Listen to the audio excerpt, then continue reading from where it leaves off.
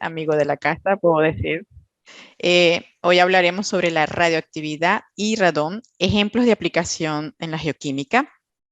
Este geoseminario es impartido por el doctor Manuel Martínez. Digamos que una breve reseña de su trayectoria profesional. Es licenciado en química, egresado de la Escuela de Química de la Facultad de Ciencias de la Universidad Central de Venezuela, doctor en Ciencias, mención geoquímica de la UCB, con mención honorífica en la presentación de la defensa de tesis doctoral y premio Orinoquia a la mejor tesis doctoral. Fue profesor titular del Instituto de Ciencias de la Tierra, la UCB, y obtuvo la Orden José María Vargas, segunda clase en el 2003. Esta orden y primera clase en el 2010. Lo resaltante es que la Orden José María Vargas representa la mayor distinción otorgada por la Universidad Central de Venezuela a su personal académico destacado. Pues fueron casi 30 años de experiencia y de trayectoria dentro de la UCB. Dentro de sus funciones, digamos, de su trayectoria en Venezuela, podemos destacar que fue jefe del Laboratorio de Rayos X del ICT, jefe del Departamento de Geoquímica, miembro del Consejo Técnico del Instituto de Ciencias de la Tierra, jefe del Centro de Geoquímica, coordinador de posgrado, profesor en la Universidad Estatal Península de Santa Elena, Facultad de Ciencias de la Ingeniería en la carrera de Petróleo, fue director del Instituto de Investigación Científica y Desarrollo de Tecnología, INCIP, y director del Centro de Investigaciones e Innovación de Ingeniería Industrial. Un poco de su trayectoria. Dentro de sus publicaciones, dirección de tesis y asesoría, tiene más de 150 presentaciones en eventos científicos, asesorado y dirigido monografías, participado en artículos, en publicaciones en revistas indexadas, ha sido tutor de más de 50 trabajos de grado, tesis de licenciatura, maestría y doctorado. Dentro de sus áreas de investigación, sus líneas de investigación, podemos destacar la geoquímica del carbón, del petróleo y suelos actuales. Hay una disciplina muy interesante que hasta hace poco me entero de ella y quedé encantada, como es la quimioestratigrafía, y también se destaca dentro de la materia orgánica en el medio sedimentario. Formó parte del equipo editorial y técnico de la revista Ciencias Pedagógicas e Innovación y revista científica y tecnológica UPSE. Actualmente se desempeña como asesor académico y organizador de cursos a nivel profesional en su área de experiencia. Digamos que una amplia gama de la geoquímica. Bueno, doctor Martínez, el control es todo suyo. Adelante con este tema. Pueden dejar sus preguntas en el chat. Al final, el doctor con mucho gusto las responderá. Igual manera, recuerden que este video estará disponible en Facebook y nuestro canal de YouTube posteriormente lo estaremos promocionando. El control es todo suyo, doctor. Pues gracias, muy buenas tardes. Muy agradecido por la invitación y por estar aquí con ustedes compartiendo dentro de esta actividad que me parece tan buena, sin palabras, Geolatinas por México.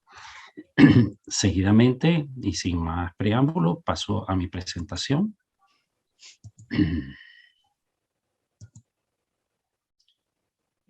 Vamos a hablar de la radioactividad y específicamente la que es producida por el radón. ¿Okay? Vamos a ver qué características en especial tiene este elemento y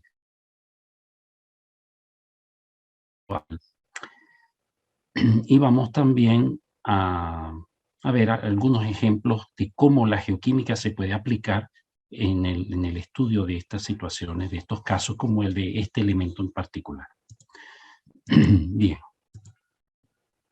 Ustedes saben que la materia, si ustedes ven ese salero ahí con esa sal que se ha derramado, la sal es cloruro de sodio, un compuesto sólido que sabemos que tiene una estructura a nivel microscópico y que dentro hay átomos. Muy rápidamente sabemos que hay un núcleo y electrones que giran alrededor de él. Esos átomos están constituidos por protones, neutrones y electrones, sin ir en demasiado detalle porque escapa del alcance de esto, solamente lo estoy presentando a modo de ubicarnos en el marco de referencia. Podemos tener entonces el átomo de carbono que están viendo en este momento, corresponde a una estructura formada por 6 protones y 6 electrones. Los protones son positivos, los electrones negativos. Llamamos neutrones, perdón. Y los neutrones no tienen carga, pero sí tienen masa. Entonces ellos determinan que aparezcan, que ellos aportan a la masa del carbono un determinado peso.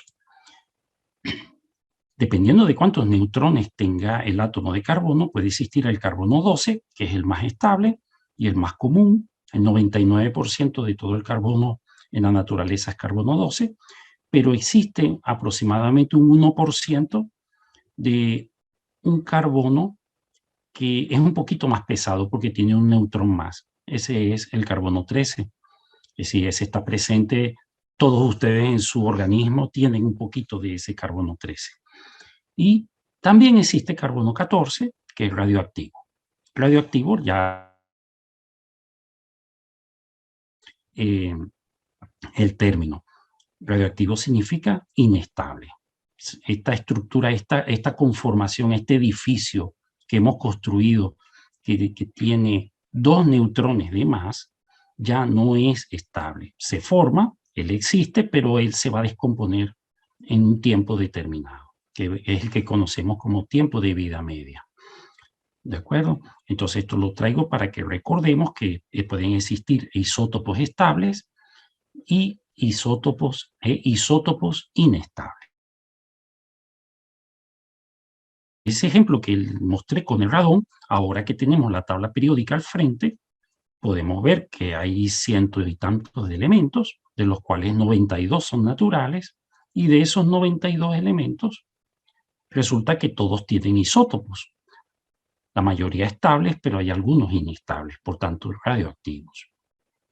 No pierdan de vista este elemento que está aquí, el radón. Fíjense dónde está ubicado él dentro de la tabla periódica, porque lo vamos a consultar seguidamente, más adelante. La relación que existe entre protones y neutrones dentro de los átomos en la tabla periódica va haciendo que a medida que el átomo se hace más pesado, va a necesitar más neutrones para poder estabilizar el núcleo.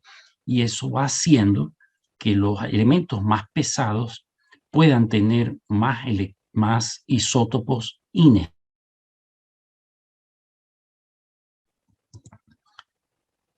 ¿Qué pasa cuando ya un átomo es demasiado grande? Y aquí estoy mostrando el caso del uranio. Si un átomo ya se vuelve demasiado grande, pues esta construcción particular de protones y neutrones tan grande no se mantiene mucho tiempo y va a terminar desintegrándose. Cuando un átomo radioactivo se desintegra, genera átomos más pequeños, como están viendo en la imagen que aparece, neutrones que se liberan, mucha energía, no pierdan esto de vista, y aparecen partículas que son partículas ionizantes, partículas que son peligrosas. Una de ellas son las partículas alfa, que son núcleos de helio, son positivos. Están las partículas beta, que son negativos. Existen la radiación gamma, que es la más poderosa de todas.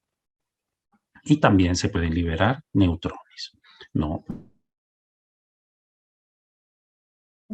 De seguro ustedes los han escuchado en muchas oportunidades, porque vamos a hablar de ellos seguidamente. Entonces, las distintas partículas radiactivas poseen energías diferentes y por tanto tienen distinta capacidad para atravesar los cuerpos. En este sencillo ilustración que ahora les presento, o animación muy simple, pero creo que efectiva, espero que sí, voy a presentar los 3 tipos de radiación, la alfa, la beta y la gamma, frente a distintos materiales. un folio o una hoja de papel y le hacemos incidir radiación alfa, la radiación alfa no atraviesa el papel. Es una radiación débil de muy corto alcance.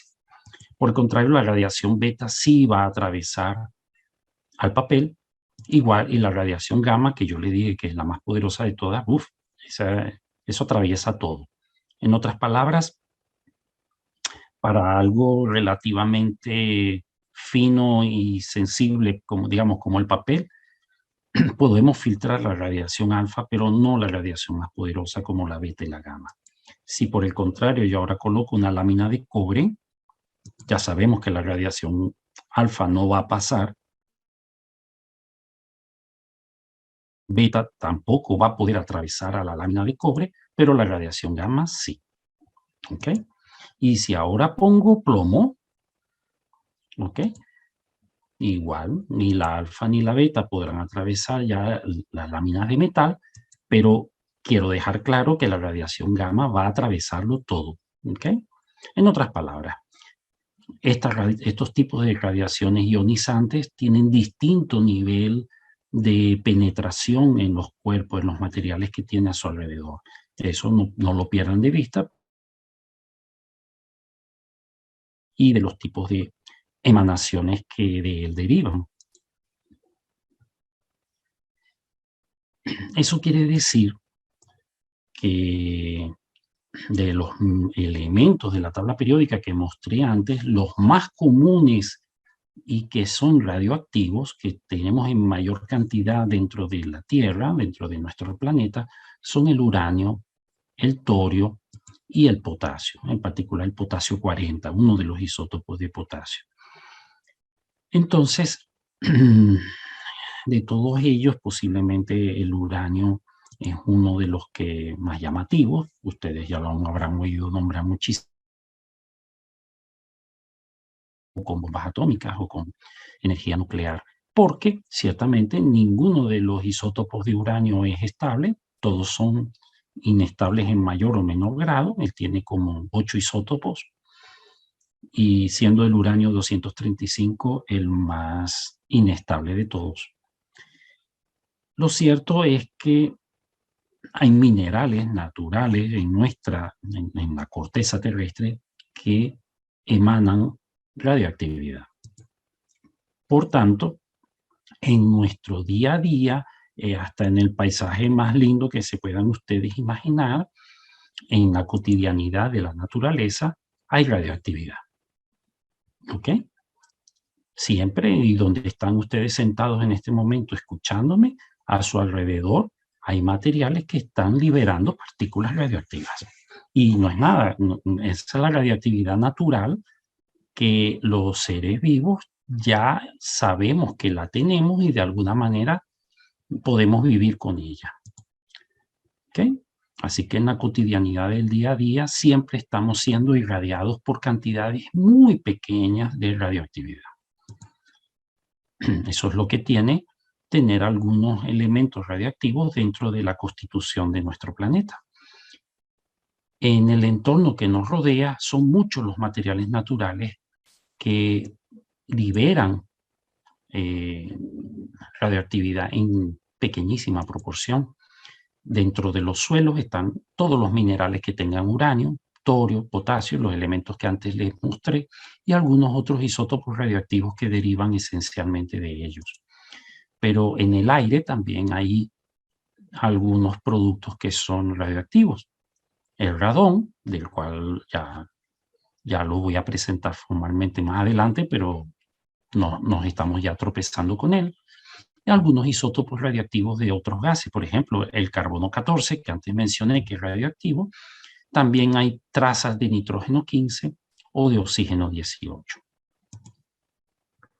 En el espacio exterior, los rayos cósmicos también presentan gran cantidad de radiación ionizante que eventualmente llega hasta nosotros, aunque nuestra atmósfera la cubre parcialmente esa irradiación. Las aguas también tienen radioactividad. Siempre hay un poquitito de radón disuelto en el agua, y hay algunos otros isótopos radioactivos en mínimas cantidades. Eso no quiere decir, no todas las aguas van entonces a tener radioactividad, pero sí es cierto que hay algunas más radioactivas que otras, y ya vamos a ver cuáles. Ahora que tenemos de nuevo la tabla periódica frente a nosotros, vamos a ver cuáles son los principales responsables de la radioactividad que estamos percibiendo. Ahí están ubicados los 3 principales isótopos de los cuales, aparte de la radiación natural, uranio, torio y potasio. Cuando estos elementos se desintegran, no lo hacen directamente pasando a un elemento estable. Ustedes vieron en una lámina anterior que el uranio se desintegraba en átomos más pequeños, pero a veces esos átomos nuevos que se generan también son radioactivos, y eso va generando una cadena o secuencia de isótopos radioactivos hasta que se llega a un átomo estable, que generalmente es plomo. Cuando el uranio se desintegra, cuando el torio se desintegra, uno de los isótopos hijo, vamos a llamarlo así, que se genera, es el radón, el radio y también el polonio. Estos señores que he nombrado ahorita, el radio, el polonio y el radón, son tanto o más radioactivos que los isótopos padres de los cuales derivaron. Y ahora aquí tenemos una buena lista de elementos responsables de la mayor parte de la radioactividad, pero nos vamos a enfocar en el radón, porque de todos ellos es el único que es un gas. Y eso es lo que marca el carácter distintivo respecto a elementos. Tienen una movilidad circunscrita a las características de los materiales sólidos. Es decir, el uranio o el torio pueden movilizarse un poquito, pueden disolverse en agua, sí, pero el radón es el que por su carácter gaseoso tiene una difusión y una distribución muchísimo mayor. Hay otro aspecto también que tiene el radón que es preocupante y que lo vemos en la siguiente tabla. Aquí estamos viendo isótopos que ya les he mencionado, y el tiempo de vida media, que antes lo mencioné. El tiempo de vida media de alguna manera es lo que determina qué tan estable o inestable es un determinado isótopo.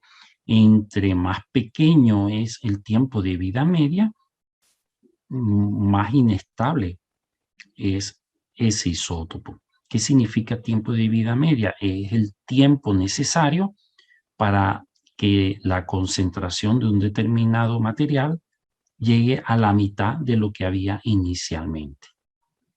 Si ahora analizamos para la tabla que tenemos al frente, nos encontramos que el radón, en particular el isótopo 222, es el menos estable de todos. En menos de 4 días ya hay la mitad de lo que había inicialmente. Si al comienzo había, imagínense, 1 litro de gas radón, a los 4 días ya hay medio litro. ¿Por qué? Porque ya la otra mitad ya se ha descompuesto, se ha desintegrado en otros isótopos. Entonces no olviden esto, porque eso quiere decir que el radón es muy inestable. Además de la emisión de partículas, también se libera una gran cantidad de energía. Y esta energía puede ocasionar la fisión de otros átomos. Imagínense si una de estas partículas genera una gran cantidad de energía, la suficiente como para golpear a otra, y ella a otra, y otra, y así sucesivamente, se genera una reacción en cadena, y esa reacción en cadena yo creo que ya ustedes saben muy bien los resultados y el alcance que tiene la energía atrapada dentro de los isótopos radioactivos. De manera que estos son materiales muy también importantes a la hora de como fuente de energía, y ustedes lo saben también. El radón, aquí estoy presentando algunas de sus propiedades químicas más relevantes, de lo que vale la pena de esta lista tomar en cuenta. Su valencia es cero, no se combina con nadie, es un gas noble, no tiene estado de oxidación, no tiene electronegatividad. Y el otro detalle, tiene apenas un poquito más de 100 años de descubierto, como se habrán dado cuenta. Es incoloro, inodoro, detectar el radón, y su reactividad química es nula, es decir, no se combina con ningún otro elemento.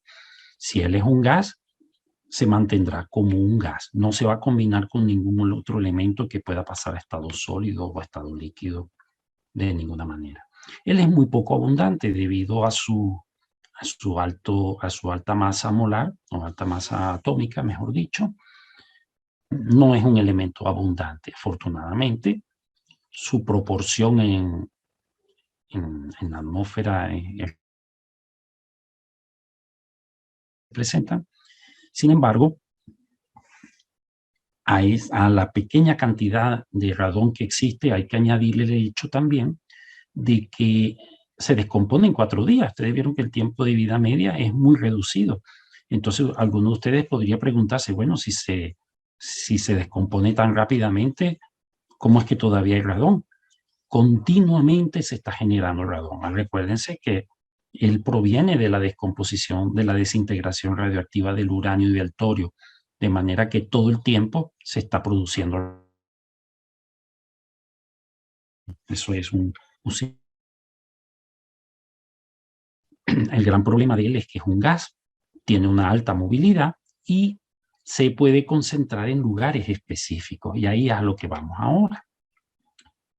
Resulta que entonces de la radioactividad natural, al menos a nivel superficial, casi la mitad se debe al radón. ¿Okay? Y como es un gas, pues lo respiramos. Ustedes que me están oyendo y que están respirando mientras me oyen, y yo que estoy hablando, estamos respirando radón, porque siempre habrán átomos de radón en el aire. No es para ponernos ahora a nivel de paranoia, pero quédense tranquilos, no pasa nada, pero hay radón y lo estamos respirando continuamente. ¿Qué pasa porque lo estemos respirando? Que el problema del radón es que como tiene solo 4 días de tiempo de vida media, las probabilidades de que se desintegre mientras está en el pulmón son altas. La media del radón es de menos de 4 días. Siempre hay al menos un átomo de radón en nuestros pulmones y puede ocasionalmente desintegrarse. Cuando se desintegra, va a emitir partículas alfa, que son de pequeña energía, pero también puede generar partículas beta.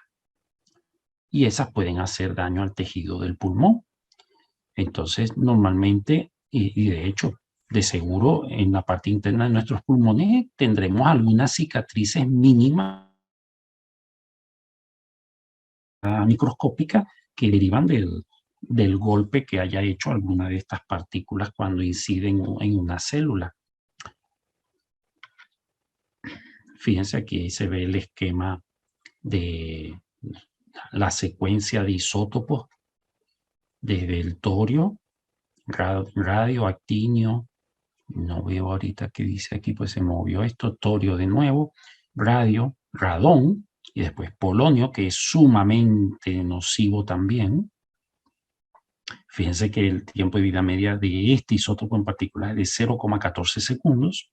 El polonio es muy radioactivo y muy, muy inestable, hasta que llega a plomo, vuelve a bismuto, polonio, y después a un isótopo de plomo que sí es.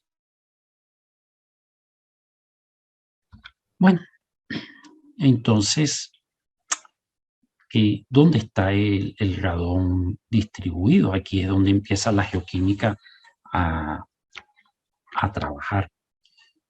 ¿Por qué? Porque sabemos que el radón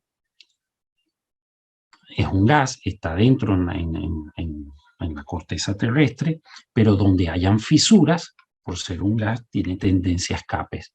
Ya de aquí, los que de ustedes tengan el toque geológico, entenderán que entonces zonas de fallas, zonas tectónicamente activas, van a tener más radón que zonas estables.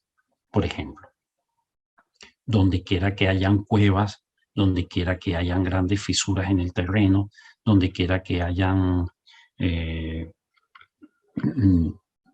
sótanos, estacionamientos, sitios, digamos, medio encerrados, las probabilidades de que se concentre radón son más altas. Bueno, hubo algo de la lámina anterior que me lo salté, perdón. Debido a que el radón escapa por fisuras, cuando hay terremotos, las emanaciones de radón aumentan.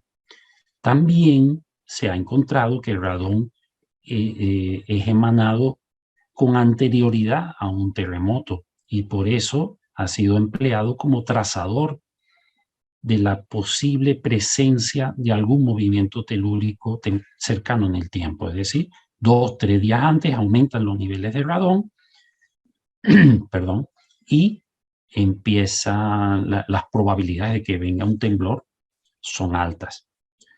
Esa asociación radón con movimiento sísmico muchas veces funciona, pero muchas otras oportunidades han aparecido grandes emisiones de radón y nos quedamos esperando el temblor que nunca llega. Y lo peor de todo, muchas veces han ocurrido temblores y hasta fuertes y no se ha detectado radón. Por tanto, es algo errático y todavía no está bien sistematizado esta situación. No es que ahora vamos a entrar en paranoia porque el radón estemos respirándolo y todo eso, ¿no? Pero sí hay que estar pendiente. Muchos países tienen políticas muy claras respecto al radón.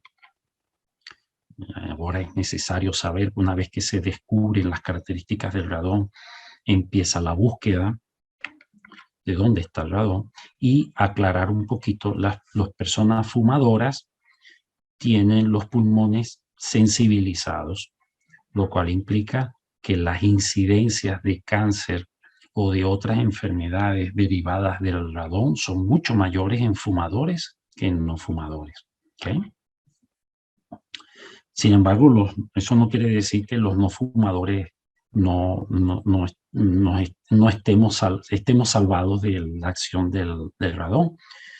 Fíjense, estos son tomados, confirman que el radón duplica el riesgo de cáncer de pulmón aún en no fumadores. ¿Qué pasa? Bueno, lo que antes les comenté, que el radón puede dañar las células internas, los alveolos pulmonares de los pulmones, valga la redundancia, y ahí puede comenzar el inicio de un tumor. Eso hace que conocer los niveles de exposición que en cada región respecto al radón, cómo se distribuye geográficamente en una región, se vuelve un tema de salud pública y es también una política de Estado, o por lo menos debería serlo. Bien.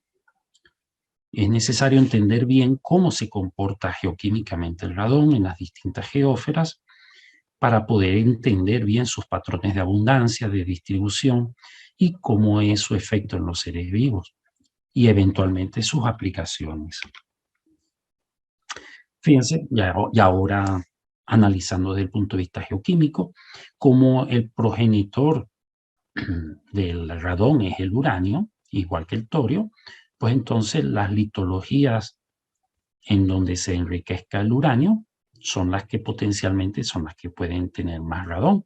Y de hecho, como el uranio es un elemento incompatible, él se concentra en las rocas de tipo félsica, en los terrenos graníticos, lo cual incluye también a los gneisses de tipo granítico, y mucho más abundante que en litologías máficas, ultramáficas.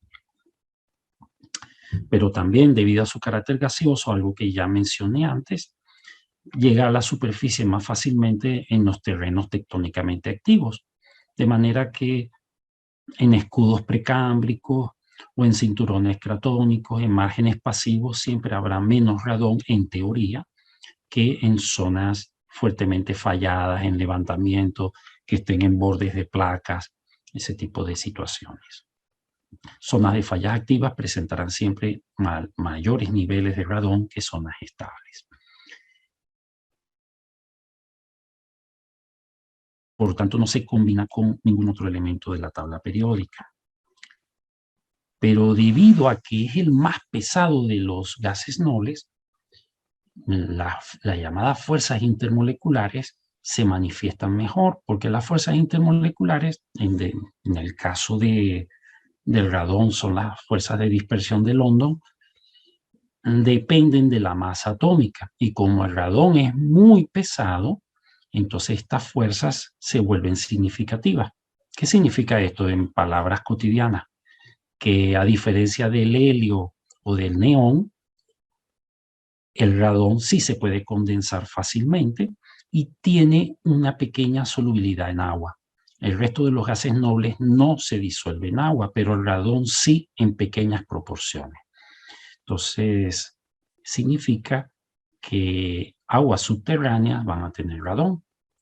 Aguas que se encuentren a presión por propiedades, si ustedes se recuerdan, espero que hayan leído alguna vez lo que llaman la ley de Henry, que los gases se disuelven mejor en líquidos a presión.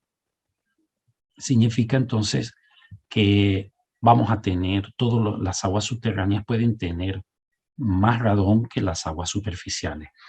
Y si tengo emanaciones termales que vienen cargadas con radón y llegan a la superficie, liberan todo ese radón. Es decir, la atmósfera cercana, alrededor, circundante a los puntos donde emanan aguas termales, siempre van a ser muy ricas en radón.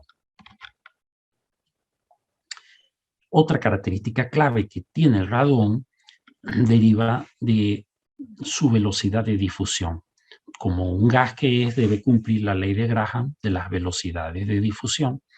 La ley de Graham, su expresión es la que están viendo en este momento en la pantalla, donde V o V es la velocidad. He colocado nitrógeno como referente al aire. Digamos, vamos a ver cómo se difunde el radón respecto al aire cotidiano.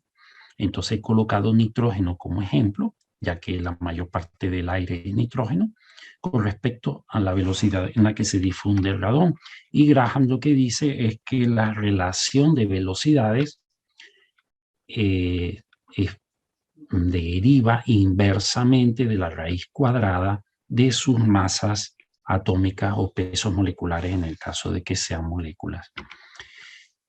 Si despejamos la velocidad de difusión del aire o de nitrógeno respecto al radón y sustituimos la masa atómica del radón 222, el isótopo más estable, digamos más abundante, y tomando el nitrógeno 14 por 2, 28, porque la masa atómica del nitrógeno es 14 y el nitrógeno molecular son 2 moléculas, dos átomos.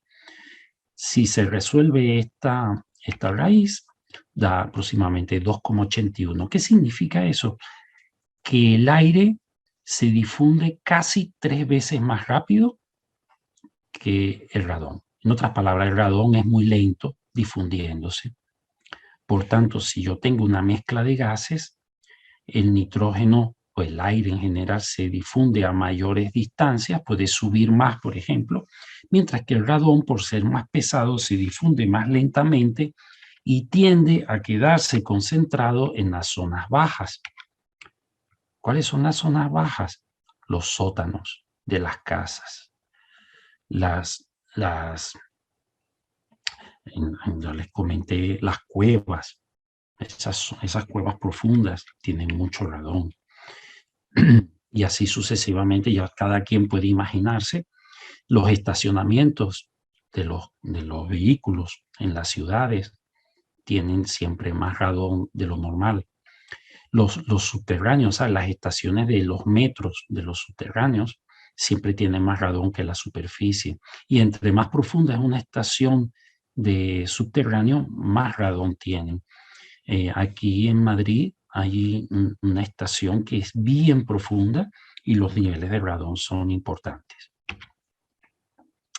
Resumiendo, a partir de las características que hemos conversado, el radón va a estar más abundante en terrenos geológicos donde hayan rocas félsicas, esencialmente granitos. Va a haber más radón en zonas tectónicamente activas. Va a haber más radón cerca de fuentes hidrotermales.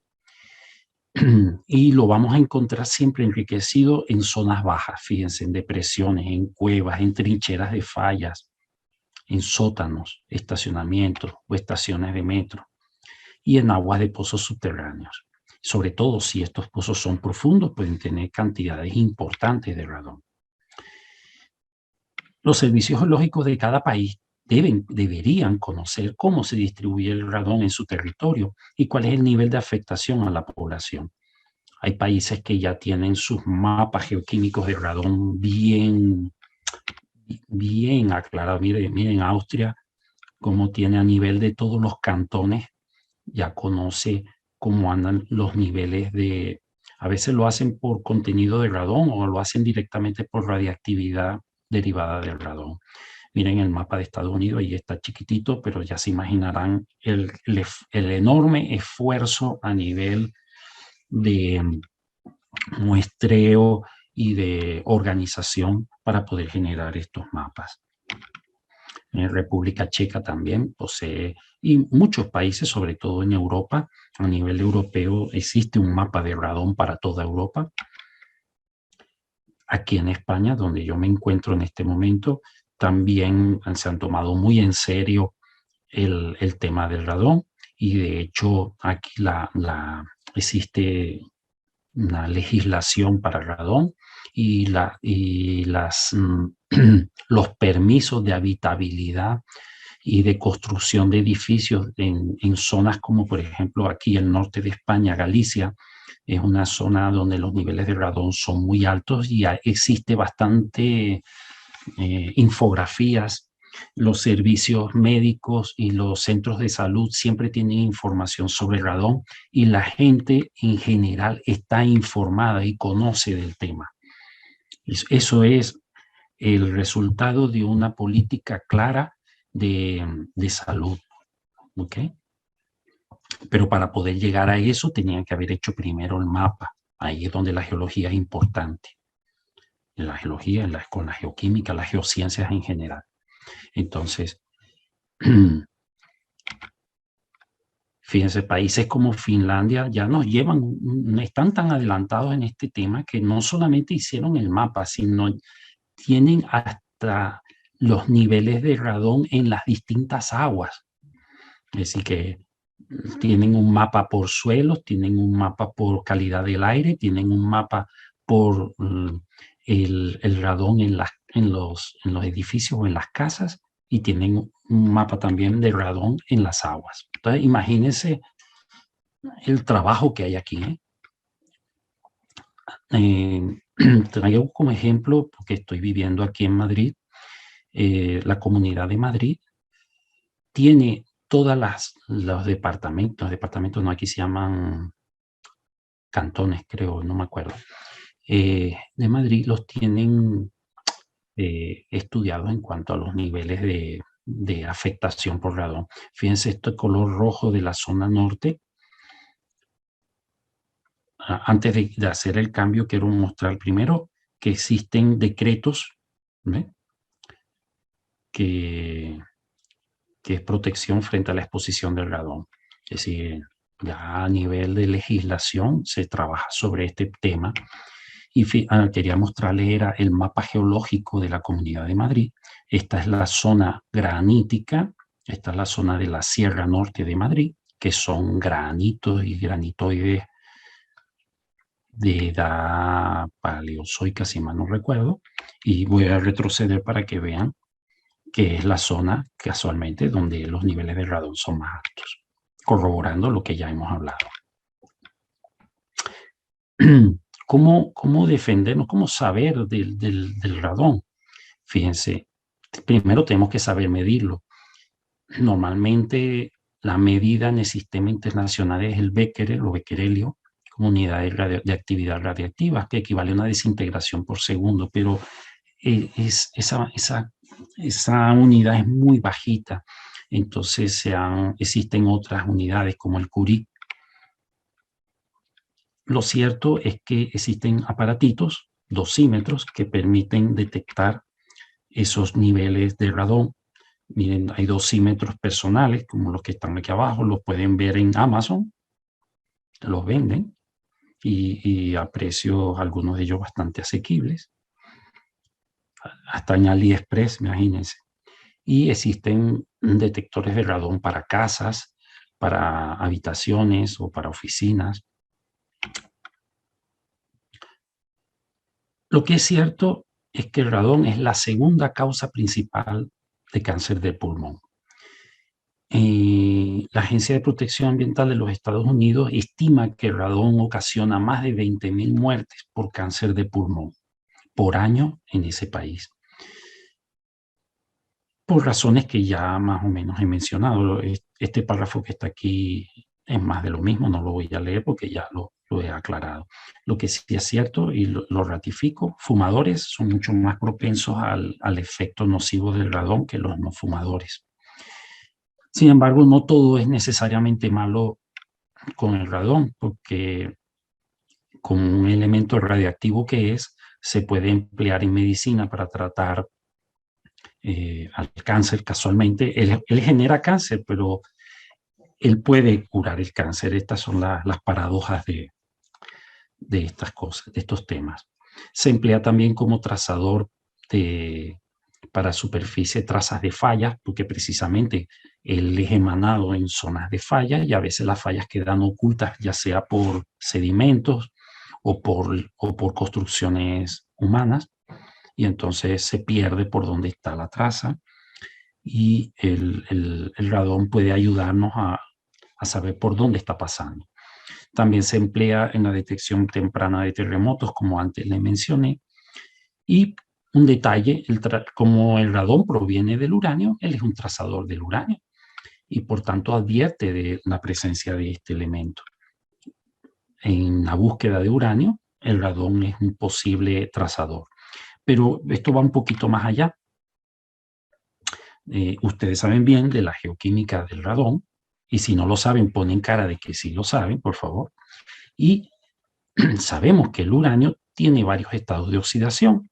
Cuando el uranio atraviesa, supónganse, aguas que tengan uranio, y atraviesan una roca, potencialmente una roca madre, una roca con materia orgánica, el uranio es reducido de uranio 6, que es el uranio soluble que está en el agua, a uranio 4.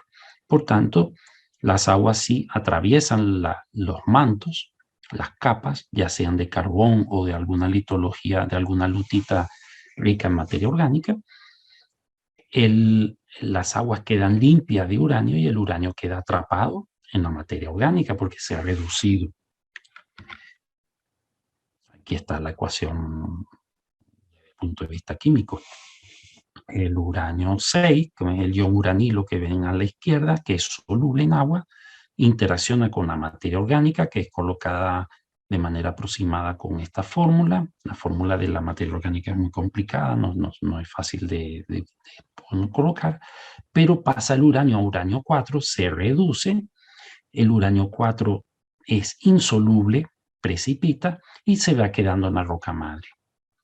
Y se ha oxidado parte del carbono. Entonces, ¿qué sucede? Que se ha quedado el uranio atrapado en la roca madre, pero como el uranio se desintegra, va generando radio, polonio y radón. El radio y el polonio se quedan porque son sólidos, pero el radón, como es un gas, eventualmente va a salir, va a migrar, y si llega a la superficie, pues entonces es un trazador de la presencia de una roca madre. Muy bien. Y ya a modo de cierre, dado que toqué el tema indirectamente con petróleo y con rocas madre, pues fíjense, a medida que el crudo sale con agua de un pozo petrolero, muchos de los isótopos radioactivos que estaban en el material allá abajo precipitan en las tuberías, sobre todo el bario, el sulfato de bario que está asociado con los lodos que se emplean en el mundo petrolero, después pueden incrustarse y precipitar en las tuberías, y este sulfato de bario, debido a que el bario es un metal alcalino térreo, justo debajo del bario en la tabla periódica está el radio. Y si se recuerdan, el radio era uno de los isótopos radioactivos que se podía formar. Entonces, este material puede ser fuertemente radioactivo. Los niveles de contaminación radioactiva en equipos dentro de la industria petrolera a veces son muy altos. ¿Okay? Fíjense, el 64% de los equipos de producción de gas y 57% de los de petróleo pueden presentar radioactividad. La mayor radioactividad está asociada, se ha encontrado en el Golfo de México casualmente. Entonces, con esto lo que quiero es sensibilizar a la audiencia acerca de la presencia del radón, lo importante que es, la cotidianidad de su presencia en nuestras vidas. Tenemos que vivir con él, pero no olvidarnos que él está ahí. Y a veces tener un poquito de precaución respecto a su presencia. Y bueno, lo dejo con esta lámina que siempre me ha parecido muy simpática para cerrar la presentación. Espero que les haya agradado. Excelente, muy divertido el final. Wow, o sea, esta última parte me dejó sorprendida porque hace poco en un diplomado que estaba haciendo se mencionó algo de la radioactividad en la industria petrolera y lo comenté con algunos compañeros, así de los que trabajamos en la industria, y la verdad que me decían así como que, o sea, no, nada que ver, o sea, eso es algo mínimo, eso es imperceptible. Fulano, tienen 30, 40 años trabajando, ¿qué tal? Pero sí, sí hay los elementos radioactivos, están allí en las lutitas, de alguna manera sí hay efecto. Sí. Y a ver, son niveles de radioactividad altos, no a nivel de salir corriendo y que nadie trabaje ahí ahora porque no se puede trabajar ahí, no es Chernobyl, pues. Pero sí son niveles de radioactividad más altos de lo normal, y los operarios, todos los trabajadores deberían tener dosímetros. Sí, realmente hay que tomar medidas. Bueno, pues doctor, muchas gracias. La verdad que es un tema muy interesante. Vamos a ver si se animan por aquí a hacer algunas preguntas. Realmente hay mucho que estudiar, hay mucho que aprender. Surge una pregunta por acá, a nivel de Latinoamérica, ya que usted mencionaba su experiencia en España, ¿qué falta? ¿Cómo motivamos o incentivamos para iniciar investigaciones en este tipo? Comparando un poco, quizás, los avances, porque ya hay mapas de zonificación en Europa, Sí. pero aquí en Latinoamérica, ¿cómo ve usted? En Latinoamérica ha hecho esfuerzos importantes también por avanzar en este camino, ¿no? El problema que tenemos nosotros es que tenemos otras necesidades tan perentorias y tan urgentes. No sé si has escuchado esa expresión de que lo urgente no da tiempo a lo importante. Esto es importante, pero no es urgente. No es urgente. Entonces, mientras tengamos problemas de salud mucho más graves, problemas de educación, problemas de infraestructura, tú sabes, todo lo que como países en nivel de desarrollo, como estamos, pues que todavía no hemos terminado de afincarnos, de afianzarnos, pues los gobiernos hacen su esfuerzo, y me consta que lo hacen. Brasil, México, Venezuela en su momento y Chile han hecho esfuerzos. De seguro todos en mayor o menor grado en algún momento han pensado en el tema, pero a la hora de eso necesita inversión, hace falta mucho dinero.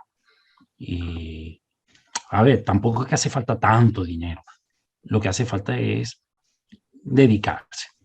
Y como te digo, a veces unas cosas se van quedando atrás por otras. No sé en este particular minuto cómo andan cada país en particular avanzando respecto al tema. Sí, usted dijo una palabra clave, la inversión. Bueno, por acá tenemos una pregunta de Walter, que ha estado muy atento a la presentación, y él dice, en el caso de la industria minera, sobre todo en la minería de uranio, también me imagino que deben de tener un sistema de alerta o de control de radón. Como que la pregunta. Y le da las gracias y le dice excelente presentación. Un fuerte abrazo. Vale, muchas gracias, Walter. Me alegró mucho saber que estás aquí en la presentación.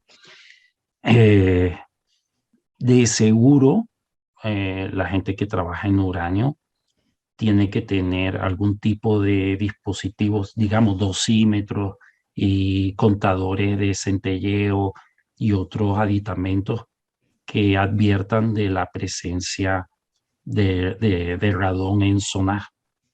El problema con el radón es cuando se presentan oquedades y zonas donde el aire no se ventila, donde no hay ventilación y se concentra.